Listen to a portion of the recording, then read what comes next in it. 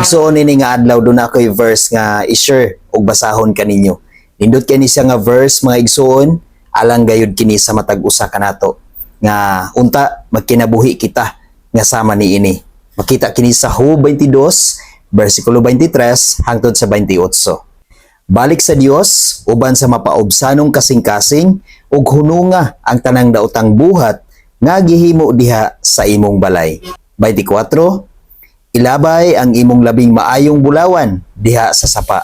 Sa 25, himua nga maoy imong bulawan og plata ang Dios nga labing gamhanan.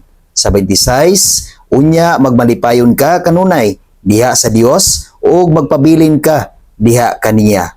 Sa 27, kun magampo ka, tubagon kaniya ug tumanon mo ang mga panaad nga imong gihimo. Sa 28, mulampos ka sa tanan mong buhaton ug mudanag ang suga diha sa imong agianan.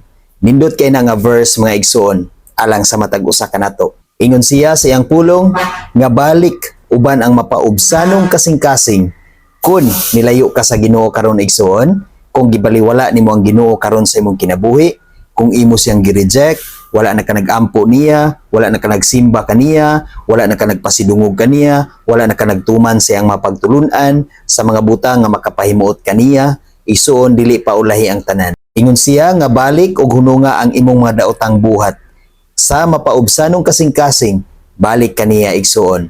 Ug ang Dios andam gayud nga mudawat kanimo. Kung unsa man ang mababag sa imong kinabuhi karon, unsa man ang mabuta nga mo'y hinungdan nga nalayo ka ngadto sa Dios nga dili na ka makaalagad ngadto kaniya, ingon siya ilabay ka na, i-reject na sa imong kinabuhi, ayaw na padayuna tungod kay mao na hinungdan nga kanang imong kalag malaglag na ngadto sa impierno.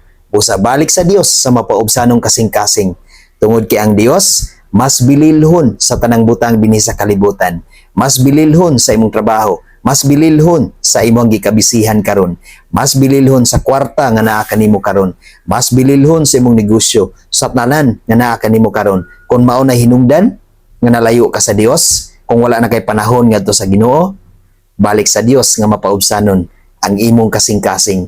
Andam siya sa pagdawat kanimo igsoon tungod kay ang Dios mahigugmaon. Ang Dios adunay dakong gugma sa matag usa kanato ug iya gid kitang dawaton og pasayloon. Og kung imo nang buhaton igsoon, ingon ang iyang pulong nga magmalipayon ka. Imong mangkon ang tinuod nga kalipay, hingpit nga kalipay kauban ang Ginoo. Imong ma-experience ang pagagamhanan sa Ginoo diha sa imong kinabuhi. Og ingon siya sa verse 27 nga kung magampo kaniya, tubagon kagayod niya. Dili kagayod niya ibaliwala.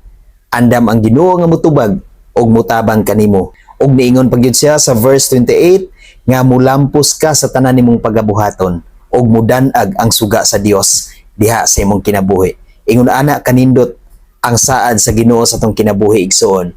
Kung mubalik ta niya nga mapaubsanong kasing-kasing, kung siya ang atong himuong Dios, balaan og labing gamhanan nga Ginoo, dili ang mabutang sa kalibutan, kundi ang Dios nga mo'y tag-iya sa tanang butang dinhi sa kalibutan og ilabi na gayud sa atong makinabuhi.